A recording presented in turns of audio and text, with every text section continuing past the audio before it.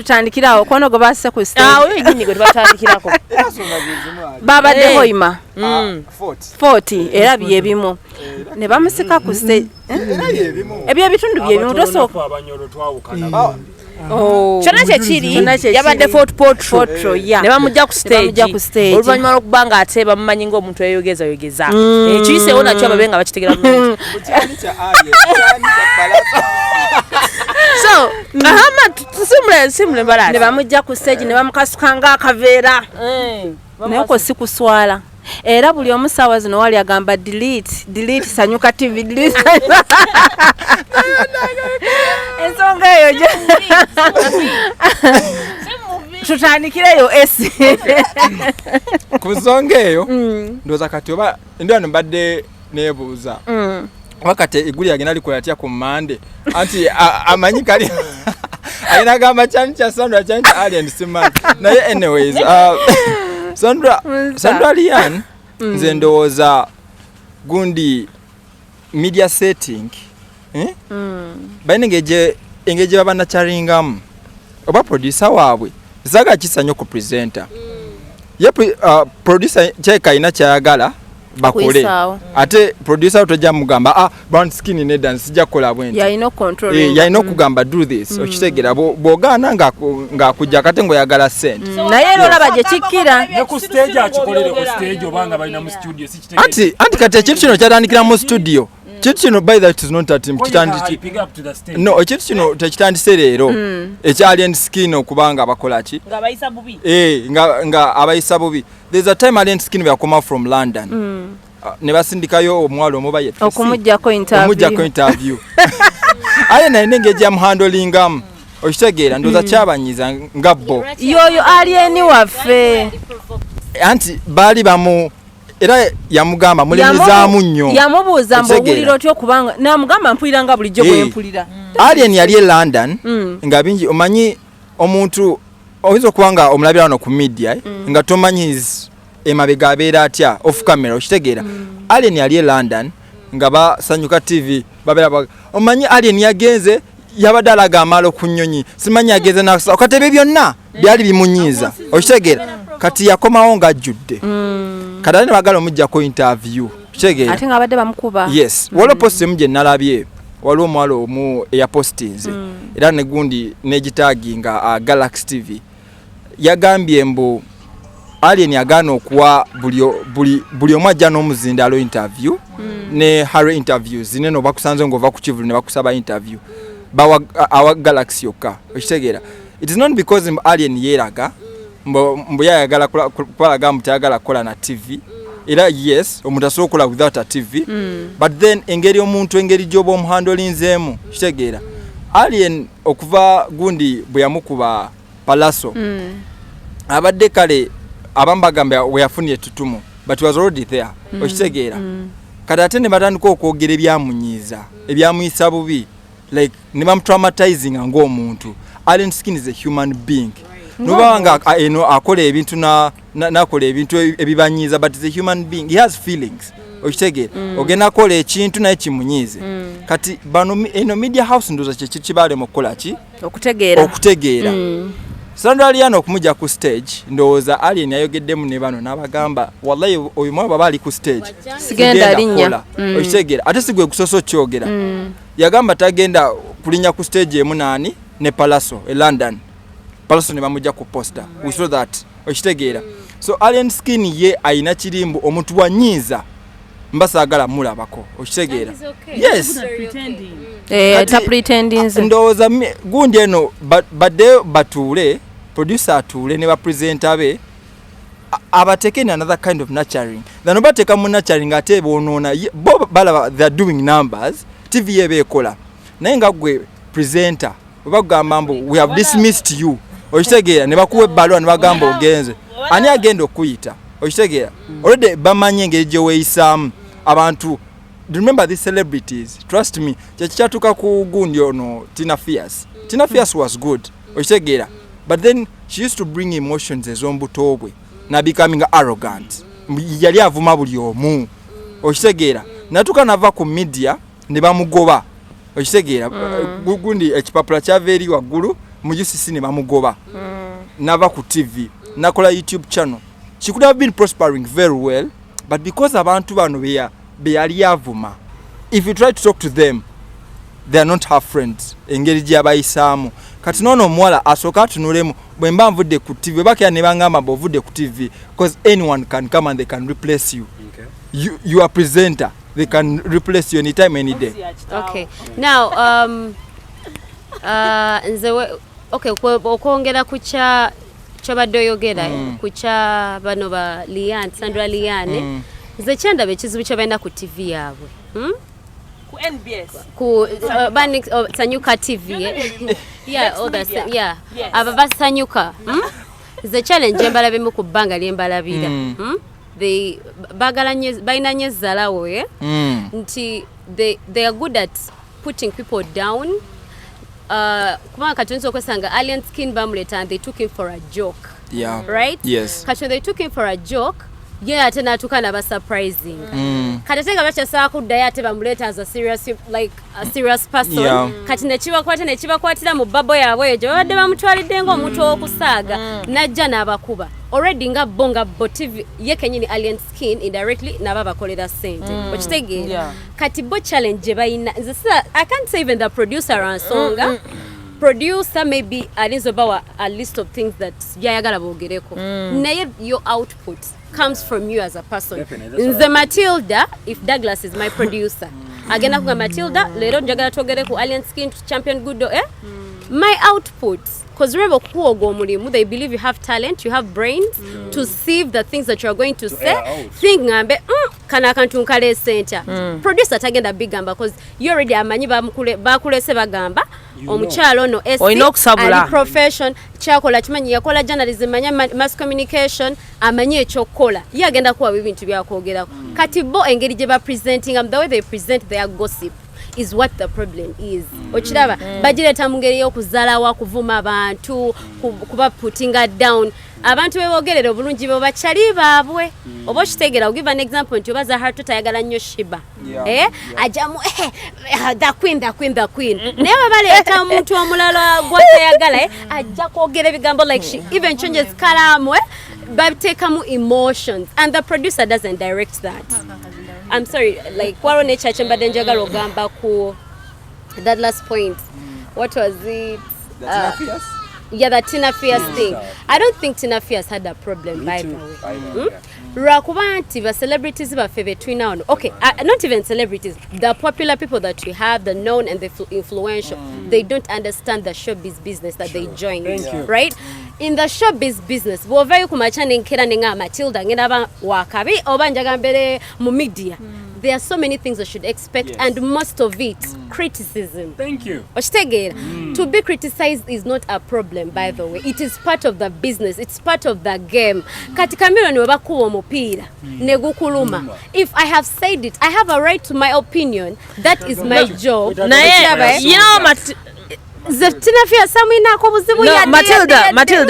Matilda, yeah, you talk about critics abagenda okuvayo bogere ebintu nenze waliwo ebintu ebimu nga wadde to expect a lot of things naye nga waliyo ebintu ebimu nga wadde naye wadde oyogera nnyo wadde omumwa bakuloga okwogera tewakuzibwa nga togenda byogerako waliwo statement kati ze sijja kwogera ku Tina ngenda kwogera ku Luswata ayina omuntu gwe yogera nakubako point timulwadde wa siriimu oba kitegeera naga wa siriimu those ebintu ebyo butalina kwogerako oba kitegera so wadde abamu balina okwogera criticism bikikyova abantu bagenda batta bagenda batta babakuba amasasi mufe lwensonga nti boogera nnyo. So there are times whereby ngebimu kale wadde oyogera nnyo wadde oyagala abantu bakumanya wadde you want numbers ngawo ebintu byolina okureserving nga g'omuntu because tutuule wansi kubanga fena tuli mu showbiz singa omuntu akera kumacha nagamba wawe ekintu ngenda kwogera ku mukyala munnange ekintu bwe kiti naye ballayi nga kyabulimba wawe okubanga ogenda kwogera ekintu ekituufu it's okay naye nga kyabulimba naye senga bakera kumacha ne bakinjogerako how will I feel? What of my kids?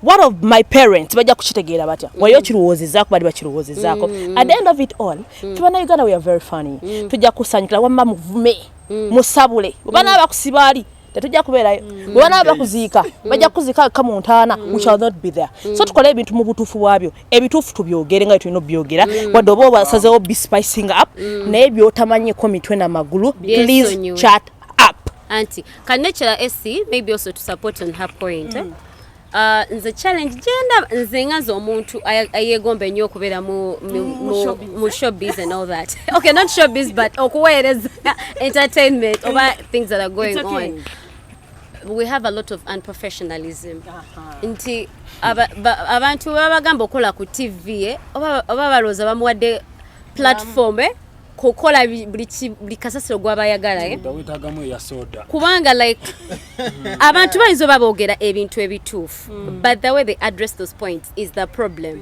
nti ogenda kujogamba omuntu yes maybe ayina siriimu but that's not a problem you do not have a right to talk about it that is my life talk about the problem that you're looking at right now okitegeera nti abantu abasinga ba TV hosts baffe betuyina oba ba media personalities but first of all they are very disrespectful ate ekyo kya disrespect nze oluusi nkitunuuliza ne mu background zaabwe okuva ewabwe gye bava okitegeera nti abantu abasinga betulina mu media baali bayiriba you get they don't have that organized nurturing nti omwana abawo nga ye taswala okitegeera omuntu najja ku TV nga taswala ye nga ye ayogera bogezi buli kyasanze taswala ayogera bogezi so ekyo nakyo it's a problem nze kisinga n'okunumenya nnyo nti ate abantu boolaba nti ababimanyi bakade let's say they are bosses ababimanyi this is what a journalist is supposed to do this is how it's supposed to be to know to show a professional way they are not doing anything about it and they are killing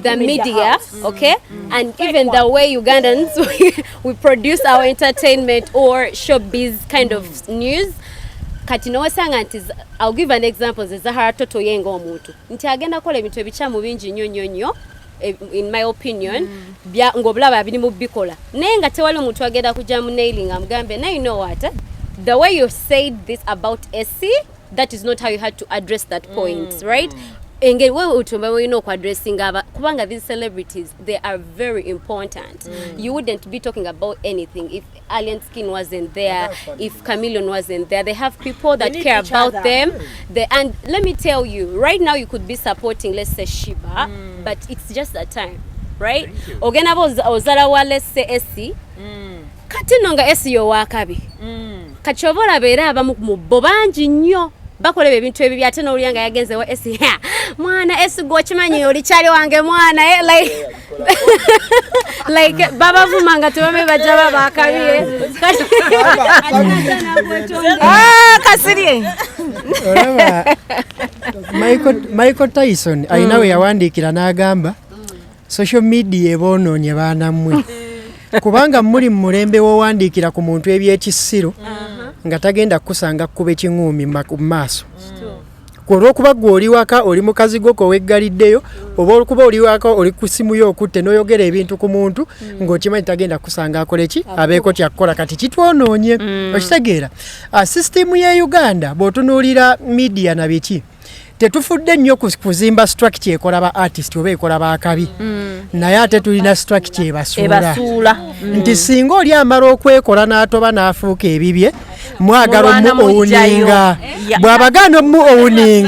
bw'abagaana okumuowuninga ate nga mwagala mukuba muzza wansi okitegeera naye nga jjukira yajja akola kiyajja akola bye omusajja agenda n'adduka ensozi ze n'akola training ye ne bw'aba afuluma tetumanya bw'amala okuwangula golodi buli munnabyabufuzi n'amunoonya amwekubisizeeko ebifaanani buli muntu n'ayagala amuyita amukole ki naye nga structure ezimba tewali ne training ground ey'abaddusi b'emisinde tewali neffe tubalinda bakola kibakomawo kati ye media eno nti omuntu amala okutoba n'atoba n'ayita mu buzibu bwonna bw'ayiseemu ofuuka kyafuuse bw'amala ofuuka kyafuuse muyina ka system ke mwazimba nti alina okukafukaamirira bw'agaana okukafukaamirira nga mugaa tujja mussaaki tujja mussa wansi okitegeera naye nze njagala bagamba ekintu kino tosobola kunkuba n'omala n'ombuulira ngenda kukaaba ntya tosobola kunkuba n'omala n'ombuulira ngenda kukaaba ntya bw'oba onkuba kimanye nnyinza okukaabira mu kooti n'enkusiba nnyinza okukaabira ku social media n'enkuvuma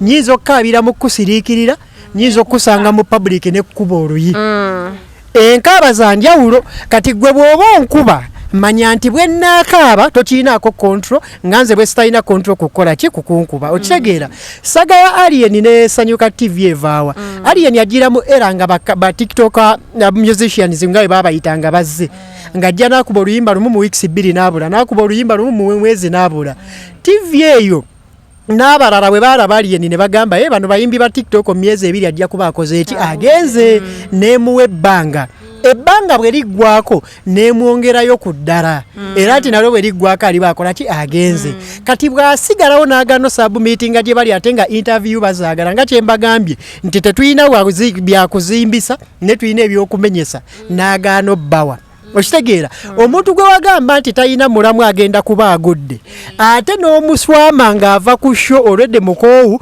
ate n'oyagala omutege kamera omuggyeko interview omutadde na live ku TV yo kyataakusabye ng'ate jjukira gwe wamugamba agenda kukola kyagenda kugwa kati naye bw'akulaga attitude eyo olina kuddayo mukobuntu n'ogamba naye omusajja namusobya wanditaddewo sisitimu yakwetonda musobole okuddamu okukola ki okukwatagana bakuma bukumi lutalo ne lugenda mu maaso ne lukola ki ne lutambula okitegeera olutalo ne lujja nga lukula paka etukola ki paka etutuuse wano twalabako Alien ng'ali ku papazi nga sinkanye makona ng'alaga abasanyuka bazze kukola ki kwetonda naye kyali kibalese okwetondera ne kamera baziina nga baagala interview n'abagamba kye mwetonderako sikimanyi kubaze simanyi nti mulina kye mwankola ki nga tebasobola kinnyonnyola era interview tebagifuna olwaddewo ne batandika okukola ki ne batandika mukuba sitiiru naye ng'ekintu ekikuba Alien nekireetera abaana bano okukuba abantu si bo producer waabo yennyini ye bwatyo bwazimba producer ono yazimbye brand zinga babbajjo azimbye ye yazimba Ichuli ye yazimba bazahara ye yazimba bakeizi kati ye style ye bwatyo mwabazimbira era kyovoola bane makona wabajja kusanyuka statement gyasooka okukola nga ali ne ba Douglas yagamba oyali ye ni simu yimbi byakulumba kuba nti olumba n'ofuna media attention traction yabwe batyo bagikola ki bwe bagifuna so kati system yabo wetyo weri tetujja banenya kubanga we cannot control your business wabula mumanye ekintu kimu bwonkuba tombulira ate bwe naakaaba buli omu ayina enkaaba ye by the way mbadde mbuza Mr. Kasirye nga tanagira kazindaalo producer wa show ye gundi kafuko si mwenyini butogo bwa supaka kiwedde obuzibu bwonna bwendabawo buli ku producer waabwe abana bayinza okuba tebalina buzibu naye nga producer ye mwenyini katogo ati kati obuzibu obuliwo bubeera bumu naava nti there is life after media ngamba nyo abali ku TikTok there is life after TikTok ogenda kumala live ovuma abantu obawemule okole ki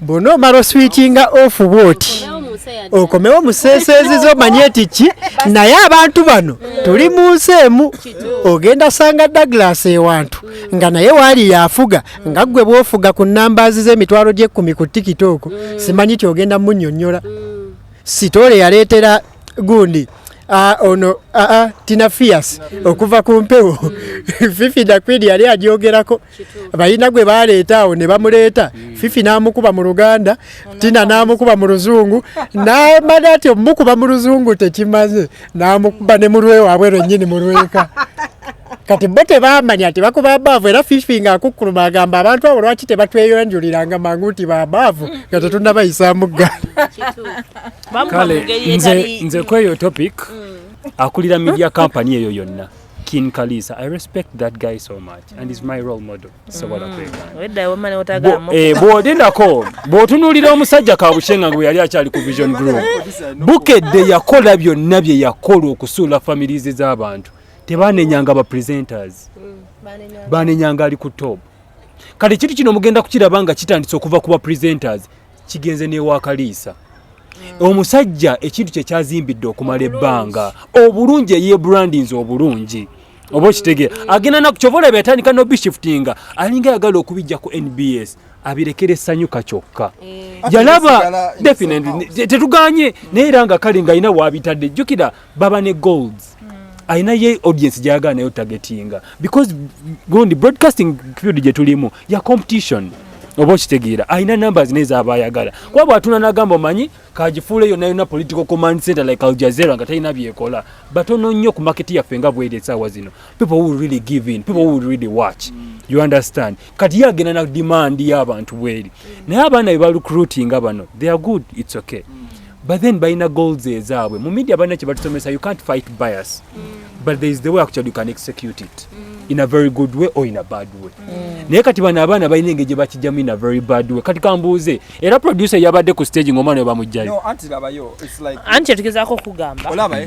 dage Sanoliano genda ku stage sigwe gusoose buli stage ya papo pata abadde agigendako okitegeera Douglas amutwala you get producer bwe tuvude ku stage nga tuze no ku TV bwe nkola ensobi okitegeera ababana sigwe gusoso kuba abantu okitegeera ever since Spark under Kafko's gundi supervision babadde bakuba abantu okitegeera lwaki tabakoma that's why I'm saying that what producer I know buzibu it's not the tuganye nawe ino kuba n'amagezi gwe bakozesa nti byogenda okola kigenda kulekawa anti producer wagamba tunokola kino nogana oba don't fit ngogenda okola ebirala ebwanga you know this very well listen Essie bwe bakugamba bwe bati story bweba obulamu bwe butwala please don't do it we know this never to call investigative journalism your life first ne obo ogenda okukola ebintu bino gwa bikola gwagenda ogenda okwa producer akugambye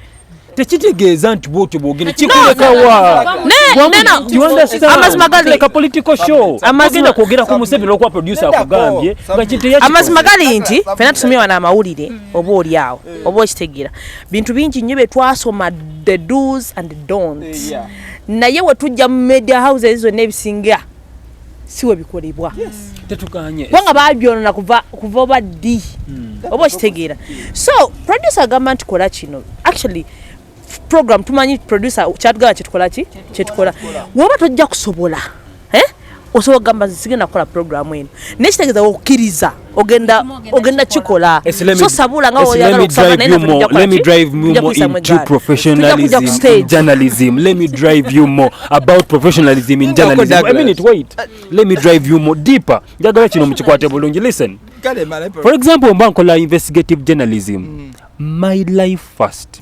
katukizeyo ne wana abakola olugambo olwo you are doing it but you are impacting negativity into people's minds and remember they are going to just use you at the end of the day and they dish you out ogenda kubaddamu nga kasire bwakyogedde abantu bano bogenda okudiiringa nabo sooka naawe olowooze gwe kyagambye yasobola okuya mu kamera n'akikola kuba kati amayinja bwe gajja tegakuba producer do you understand gakuba muntu ali wali ku kamera kiba kitegeeza omuntu nawe gwe bakugambye you need to be a bit logical gwe wakikola n'okigaana Zambale bwe yali atuwa orientation one day yatugamba bwati waliwo producer wamukolera barometer awo alina byamugamba ayogere n'atabyogera olumala ye program okuggwa bwepa ngagamba gwaki tewabyogedde nga barometer yabuuza producer we mbuuza lwaki lwaki maliriza Zambale yazimba omuwendo mu ye bamweguya that is it abaana bano linda tebabegedde kiva ku mbala personality yo gujja obadde kimanya Natalia Ozil bayina engeri gye bamuwaamu ekitiibwa yenga ye ku ngeri gye brandinga ne wano mu lugambo lwamu abantu abakola olugambo mu abanda bamuwana abakola olugambo mulakinze okwebrandinga you overshout a lot obategera nati babisomye bwe buzibu bwe buli babisomye olaba ekintu ekyo kyogeddeko kituufu okitegeera but bano abaana balina yearning they have needs okitegeera producer waba akugambye mbu kuba abantu togenda gana because you want the money okitegeera naye gundi ye Zambali bamweguya okitegeera yagala bera ku TV ayagala popularity bamwogereko ayagala sente togenda muga yes ajabijukira after 5 years nga mazenga okugwa nati namaze okulaba n'abaana bano okujja kuba oyo mwala yava ku baba before coming to Sanyuka ekintu kino brand eno NBS we bagikutwalako ogamba ntuse kwa Al Jazeera ye Uganda so tekitegeeza that woba ogenze kwa Al Jazeera ye Uganda you have to mess yourself around kola mpisa mbi obulamu tebukomyawo linako one story bankubira bujingo right naye waliwo omuvubuka ali mu production ya NBS bamugoba jukira wali next media we are downsizing abakozi oba mawulirako story eyo ne downsizing abaana abo benyine abagendanga ne camera wa bujingo just okufuna stories ez'ekisiro ate nagenda nga asaba omulimu mu Salt Media what does it really call for that nobody ku media endala banaye byoyogera byokka ne byokola they contribute you more after there oba kitegeera ekyo abanamawulire tebakiraba omuwala avudde ku baba fine azze ku next media olugendo lw'amawulire terukomyawo okujjako ye nga yagala kuyitimukamuko katono aveewo obadde okimanyi now abaana abasinga obadde okimanyi right now abaana tebakya following books they want the money. That is it. Kati kanchiddemu kino nga munamawulire. Listen. Kiri bwe kiti. Kino era ekibuzo kyo mbadde nkisuubira. Obadde okimanyi omusajja omu nayogera naye bamuyita Drake Sekeba. Drake Sekeba is my friend. Yangamba omanyi lwaki banamawulire abali ebit crede akala abalina that substance balwa nnyo mu New Zealand mugamba lwaki kisomu kya kisai kasumba tavaawo. Atunulamu n'agamba bannaye ndeka baani mu field. Bwe wali obuzibu ne generation endinda community. Bwe wali obuzibu n'abaana bano abajja. Okitegeera. Bwe wali obuzibu n'abaana bano abajja. Mwe muli after money bali bakikola towards passion. Bali bazimba ekintu kyabwe towards passion. The challenge I have with this mubena abantu banabaso aba media kale betwinawe sawe. Zobuzibu bwensingira ddala okulaba. Abantu abasinga be baleeta okukola kwezo shows. Tebabaleta because of their profession. Thank you. Babaleta because of what they are known for. Nti Matilda na from yako nudes. I have my numbers, right? Na from yako nudes bamanyi buli jenge na balaba Matilda. Okitegera. Na ye I don't have the professional bit of that job. You get. Yes, olaba si buli muntu antayogera nti ngoyogera osololeta kino nti buli muntu kubanga ebiseera ebisinga ffe waneno nze mu Uganda okusinza nze in my opinion omuntu webakulaba nga tumaliriza in my opinion abantu abasinga be balaba ng'ayogera nnyo oli a bit sassy you're sassy you're interesting okola ebintu ebyo biri very nice batandikirawo okugamba banagwa nno osobola ku TV nze mami wange tagenda gamba sandalia naina producer yamugamba yogere ebyo yamanyi ebyo ebigambo biva mwoyo omuwala okiraba same thing with the people that they attack alien skin society maybe alawi katanso gifuna banga yakajja so nti ayina that knowledge nti omuntu ku TV host waba ayogera waliwo am controlling ene mabega yaba amanyi ono muwala ya numba okitegeera so in a way of them protecting themselves and keeping an image because those things that you're talking right now they're just for a moment. Definitely. There is life after that. Are you sure you're going to survive? Bayinza obutakutta but they're not going to recognize you and you're not doing this ate kisinga n'okola ekinyizirira ddala tebakola ebintu nti nno bayina kyebagala building too but they are doing it for survival, right? Which is very wrong. Bayina okola guno omulimu nze mu kumaliriza bino ebintu all the people that are producing and abagezaako okunoonya content they should make sure that they are as professional. Boba tewasoma journalism webuze kubasoma journalism omulimu guno bagugusa batya okitegeera kuba n'abatusookawo nga bogambe ba Drake Sekeba bakolanga ku TV nga tebavuma abantu they had following and at that time tutwainanga na social media only on TV but people would go back home and watch. So think of ways, go back and look into from the beginning, the genesis. Otanko gamba omuntu ngakola ku TV, how do I bring my point without being disrespectful to anybody? Ogenda kola mawulire, being known doesn't come out of being very now in the way utioba olagwengo omuntu because of making a name. Ate sanyuka egenda kugoba. Do not forget. Okitegeera. Egenda kugoba but I sure when you get out wosanga Matilda go wakuba omupiira lumu. Temugenda kwatyo agambe gwe okirabye like we should live in a life where we can handle after. Nze mpa abantu abalina amaanyi ekitiibwa ate naddala mu bintu ebibatyoboola oli bw'aba yakyogedde omuleka ye yentegera n'endowooza togikaringa ono kubalala oli asobola aba nga yakyogedde ne kitamukwata gwe yakizeemu ne kiba kiiso kya mbuzi ne kirekerera omubaazi ne kiterekera omusazi ne tutuli muki omubaazi okitegeera so kati abantu abamu mubaleke babeere gye bakola kiri babeera ate naddala bano abantu abatali mu layini yaffe yakuba nti bajja bavumaavuma bayombayomba nze naliko ku live awo inviting abantu ne bajja omwana olwatuuka ku live n'avuma Edi Mutwe ne mugamba anaisirabako Edi Mutwe ng'avuma omuntu n'amaanyi agakuba agayina n'esimulako ng'akuba muga oyo mukole ekimuspearing okitegeera so abantu abamu tubaleke bwe baba abazimba bwe batutukole ki bajja tuleetera ebizibu omuleka ojja kalinga ki statement kye kikufuukira ekizibu ng'oli yarabye ggwe oba olusinga oli amuti agamba oli ajja kumpe mulanfiireko naye example kangikolere kasiri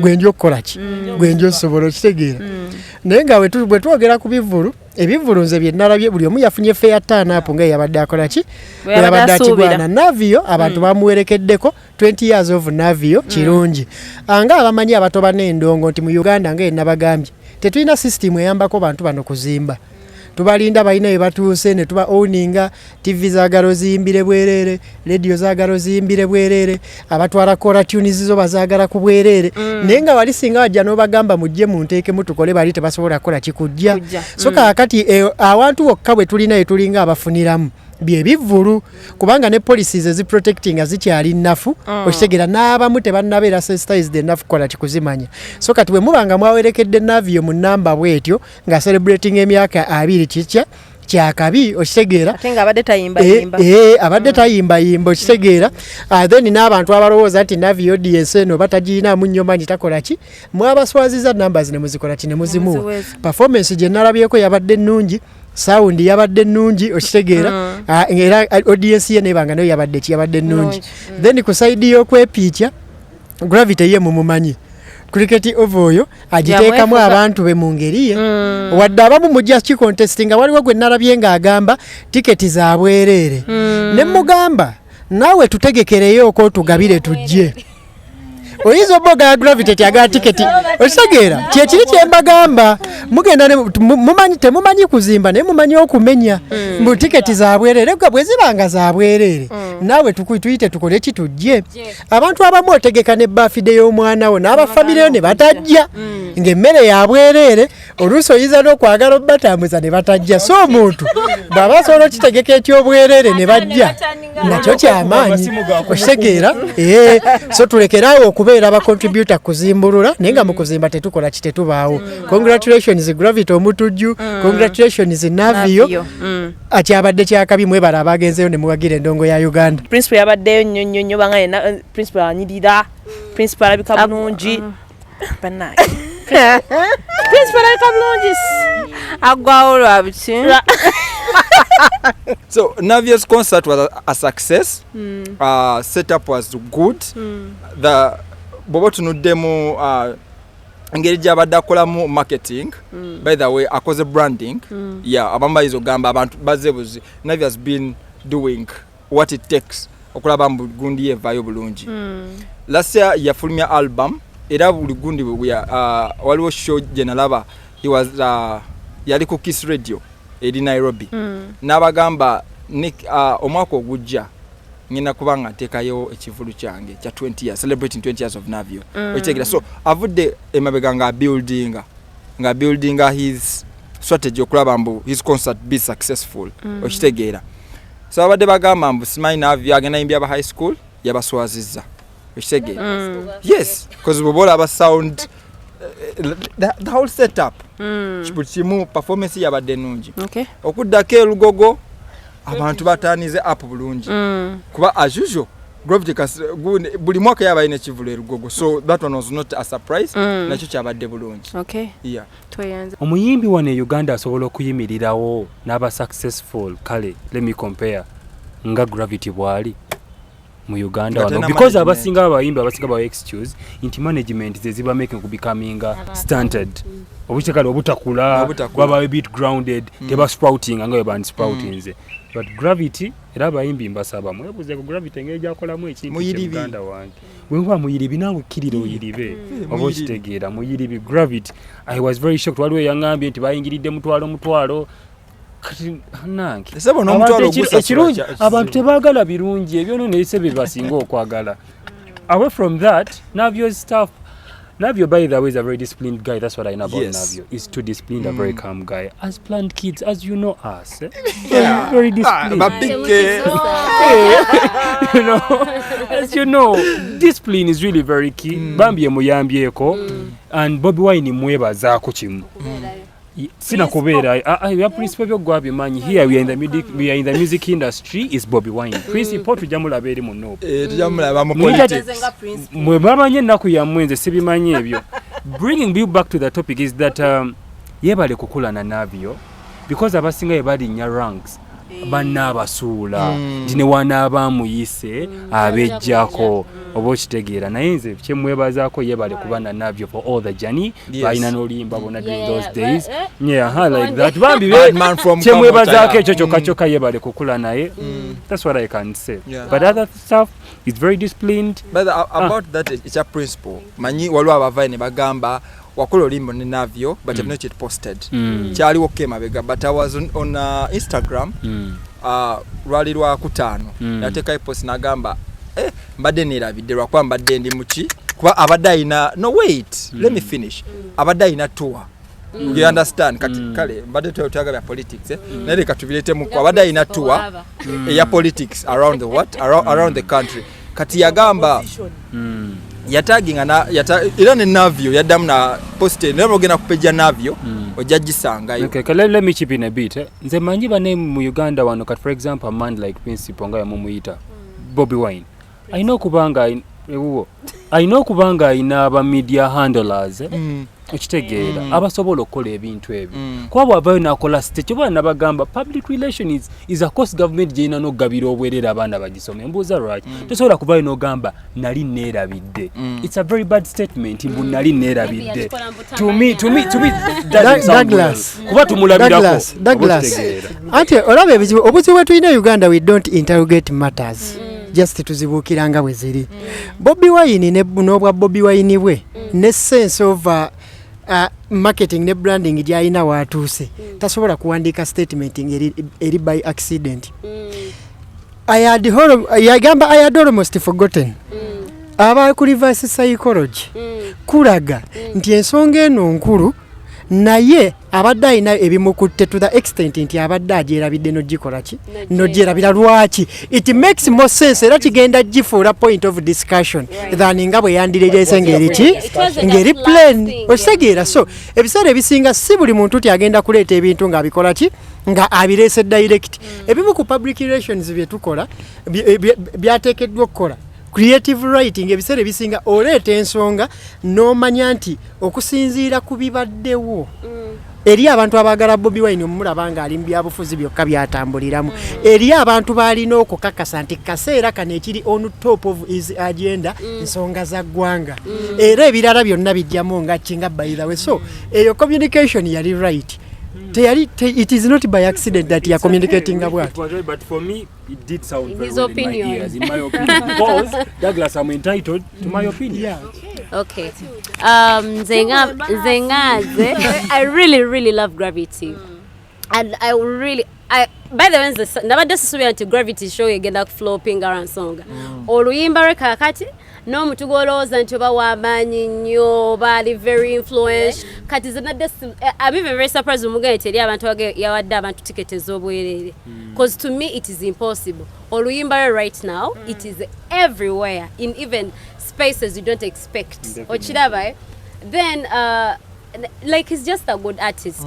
I don't know how he runs his music management here. Nze mwagala nga yo omuntu buli lulimba lwakwatako oba n'omuyimbi yenna n'omuyimbi womba temumanyi nti oba maybe byayimba bibowa ye bwabiyimba biba bisesa biba binyuma. If you don't find it interesting you find it funny. At least you will have something to like about his music or his new song. So I really congratulate him. I'm actually very happy for him that he made it because he deserves it, right? Tabirimu kuja by mistake ntibimutomera butomezi he works for it bambi era bambi musanyukirako nnyo ze singa mmanyi bambi I really love Gravity. Nino musajja wange abeera ngamba buli kaseera nti hard work beats talent so musajja wange musajja wange but I think Gravity has talent to people. Yes, yeah, he really does. No, yeah, anyway, he does. But hard working. Yeah, he is. Like kola nnyo ate bambi alina talent kubanga Gravity ekintu kyalimu right now nze twali musomero right tumanyi nnyo bya Luga Flow naye yagitutegeeza obulungi abala twayituwulira basaaga You can go on my social media platform that is Media Now, TikTok Douglas Segawa. Bane guys, please subscribe on SC Media Uganda. There is a report coming. The report is coming. I repeat, the report is coming. Thank you so much for watching. I'm Douglas. Thank you. Wabula njatumirako basajja bange benjiriba nabo vehicle doctor muganda wange kya ogamba otya ne muto wange DJ Storm n'abalala bwe tukwasaganya ebintu byaffe John Bosco Kalema ku Wine Bank awo kyakabi then n'abalabi ba S Media mwenna mwebale then ne producer waffe Brian webale kubeera ye mabege eyo ku kamera omulimu guno n'okwasaganya gutambula bulungi. Bana tweyanza nnyo tweyanzige. Please subscribe to these channels. Yes, nenga byonna tubadde wano ku social media muliro vibe tuba tunulire tambudde mu week. Ye tweyanza nnyo tweyanzege.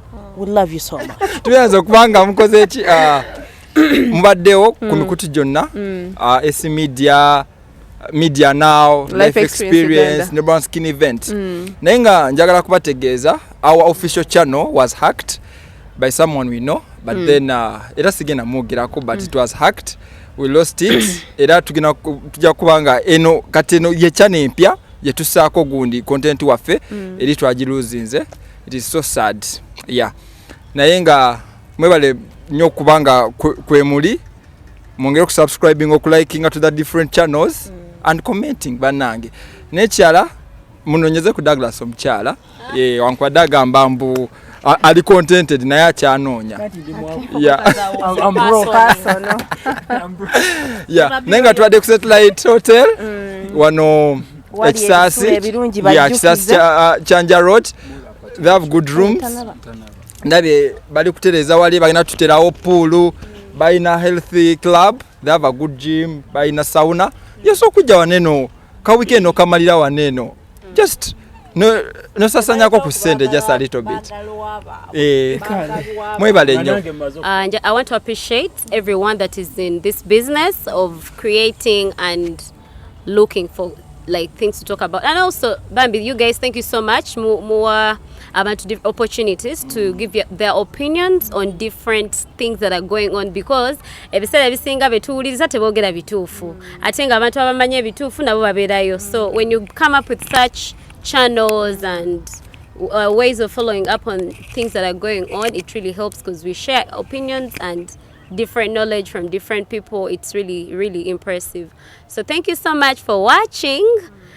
More good things are coming.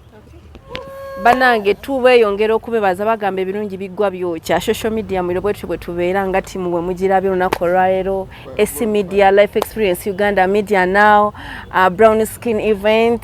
Banange bwe tubeera nga bulijjo gwe omupya nkugamba tulaba olunaku olwaleero sharinga subscribinga ekintu obeere ng'okibeera mu bwe tuleeta obeere ng'oli part of us. Tubeeyanza nnyo tweyanzege mbeere bulungi.